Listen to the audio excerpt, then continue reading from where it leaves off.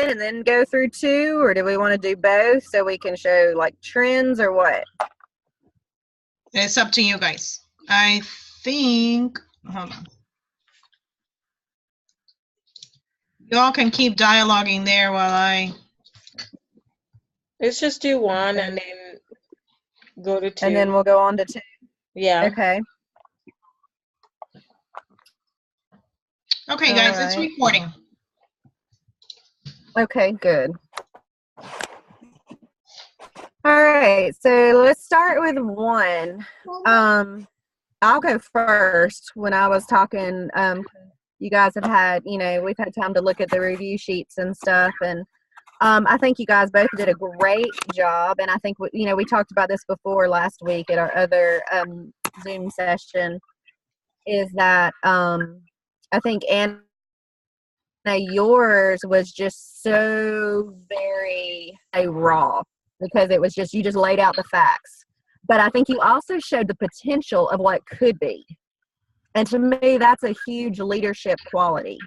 When you can see the reality, but you can see what something could be.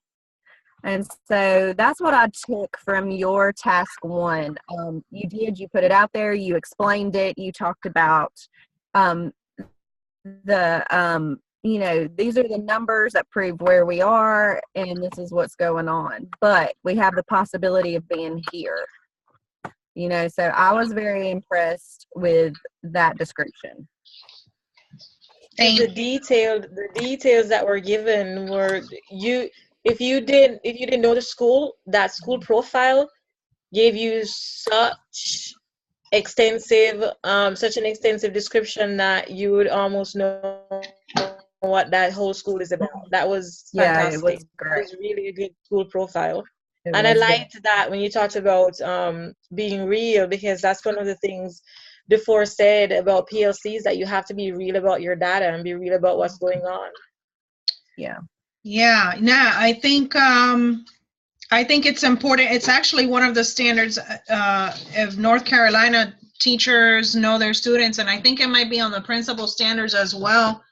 And so I remember telling you guys that, it was not being from here. It was really important for me to learn about the community that I'm serving, and where now I'm living in the same community. So that was important for me, and that, I think that's why I have so much information. But really, I'm wordy, and so yeah, I mean, I'm a language teacher, so my papers are all long, and I'm sorry in advance. Hey, I understand. I'm with you on that one. Yeah, but I don't know if you guys can still see this my second screen. Can you see my second screen? I can. Yes. This one that says data analysis, or this one that's Erica's paper. Yes. Yes, I can see that one. Okay. Does it show you both? Man, that'd be really cool if it showed you both screens. No, I don't see both. Okay. That would be nice. So I'll jump in. I think was my peer review form to both of you, and I think we already briefly talked about this at another Zoom that we didn't record, but do you have any questions about that? I don't think so. Part exactly. I think in looking.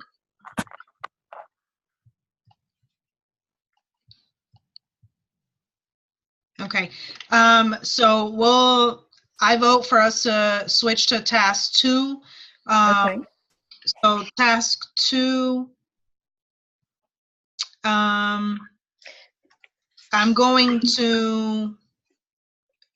Let's see, I wrote a lot and really quickly for task 2. So for task 2, I reread it again. I've reread it 3 separate times. And every time that I reread it, I want to do something different.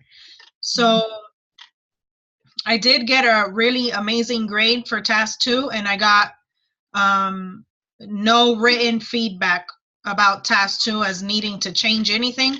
but there's things that I want to change, and also there's things that you guys mentioned that I do want to change. So I appreciate your feedback on task 2. And then all I have to say for this is task 2, right, Erica? This one here? Yes. I really liked your charts. I could only imagine how long it took you. Yes. Yeah, this is awesome. So the only thing I think I mentioned that I didn't like about the chart is this dark blue color. It's hard for me to see. I don't have very good eyesight, and so I have to turn up the light on the screen quite a bit to be able to see it. It's the only thing. But I think these charts are amazing, and I can tell that it took you a very long time to put these together and connect all this data. Well, one of the things about having to work with several grades is that I have to color code things so that the teachers can follow. Yes. Yeah. And this one, just second grade, third grade, sorry, we go with blue. That's the color that they chose so that they can remember. And we have a lot of different documents that we have to deal with, and that's just how our school and our PLC do it. We just have color coded things, especially because we use Google Docs. We use Google Slides, Google Docs, spreadsheets, and so on. So do you guys use Google Classroom too? Pardon me? Do you use Google Classroom? Yes. Okay. Let me ask you something. Do tables and stuff, they're just color coded. Yeah. Let me ask you, these your Amplify shots, is this a screenshot or did you take a picture with your cell phone? That one is a screenshot. Why do your screenshots look so blurry? I don't know. Does your computer have one of those privacy meshes on the monitor? I have no idea. See, because it looks like, Natalie, I don't know if you can see this. I can't see. Can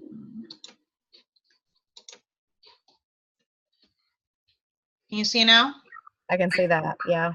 So, you know when you're trying to take that one I think I took a picture of. That's not the M-Class thing. That's the spreadsheet. Okay. So when I took a screenshot of it at first, it wouldn't show the whole. It showed too much information at first. And then because I didn't want the kids' names and certain things in there from the school. So I minimized it and I took a picture of it. That's a screenshot. Okay, so let me show you something. I think this might be useful for you to just polish this up. So I'm gonna hit on my keyboard. There's a button towards the top right, and it says PRTSCN, print screen. I'm just gonna tap that button. I just tapped it once. And then I'm gonna go and I'm gonna open up, I don't know, let's just say a new document, like in Word. You can use Paint, it doesn't matter, you can use whatever you want. So I'm gonna use here for this purpose Word. And then I'm going to controls on the keyboard, Control V to paste it. And so now you should be seeing both screens, yeah? All right, so but I don't want both screens, so I'm going to format in Picture Tools, and I'm gonna crop it. All right, because I want this stuff to be gone. So I don't want kids' names, you know, I don't want any of that. So I'm gonna get rid of everything that I don't want people to see. I don't want people to see the web address. I don't want people to see, you know, all my open tabs. I don't want them to see any of that. And then once I have what I want to see, then I hit the enter button and everything else goes away. I make this bigger and you've just cleaned it up. Oh, okay, cool. Okay. You can also do, once you get your crop to what you want it to look like, you can clean it up more, and you can do different things to it. I wouldn't mess around with this stuff too much, but you could always do a color correction, and you can sharpen it up. So I just hit sharpen at 25%, and this is what it looks like. See that? Okay. That's good to know. So as while you use these things from the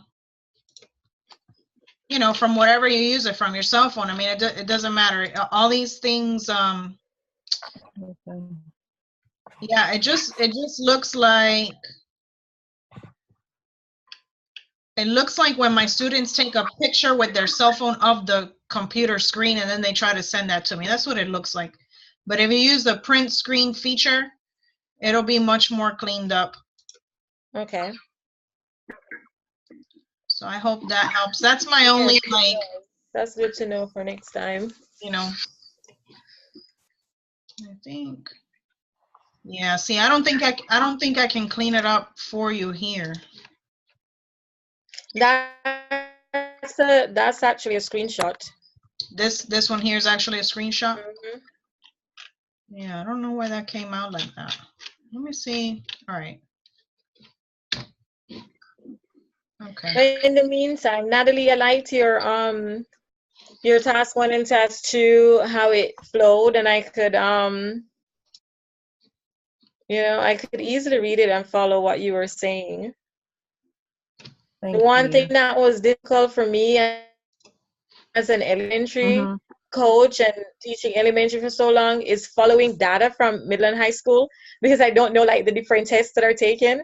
So I read it and I hope that that's something that's good or bad based on I look at it and try to figure it out. And I know like with the data from Anna's school, there are several different teachers sharing data, and I was trying to research and look it up to see what exactly they were talking about and comparing it. But when you're not used to that kind of data, it's hard to follow sometimes. It is. Yeah. It is. And I mean, I'm like that sometimes with the elementary stuff, because it's just, when you're we don't know what they're talking about. Just not used to it, But try to read through the contents, and it was easy to follow. I liked that. It wasn't too much that it was confusing. It was organized. Okay. And I think that that's one of the things that makes it so easy to read. Thank you. And you don't have grammatical errors. I need that. I need that. My syntax, we were just doing that today in one of my ESL courses. My syntax is, I'm like, and there are so many other people from different countries there in the ESL course. And we were just making fun of each other about how we say things. And it's hilarious. It is so funny. I have a little boy that's from India, and he's been here since I guess April, and I know his family because his younger brother's in class with my twins, and they both took English classes. But he talks about the difference in the English that he learned in his classes in India as compared to the English we use. And I have to watch myself, because as an English teacher, they're writing, and it's 12th grade English, they're writing all the time for me. And I have to be very careful, because I have him, I have a little girl from Russia, and then of course I have some Hispanic children, and I'm very careful to make sure I'm not, even though I'm teaching them and marking it, that I'm not penalizing them so much for that. You know what I'm saying? Because of the differences. Eventually they will pick it up, and there's some things that you just have to correct. There's some things that you just have to, but most things we pick up after a while, and after hearing other people saying it, we pick it up. We get it right sometimes, but when we get comfortable, Like when I start typing for a long time and thinking and typing, I can't even see that I'm not saying it in a more American way. Yeah. Well, I think I looked at Anna's the task one we talked about already.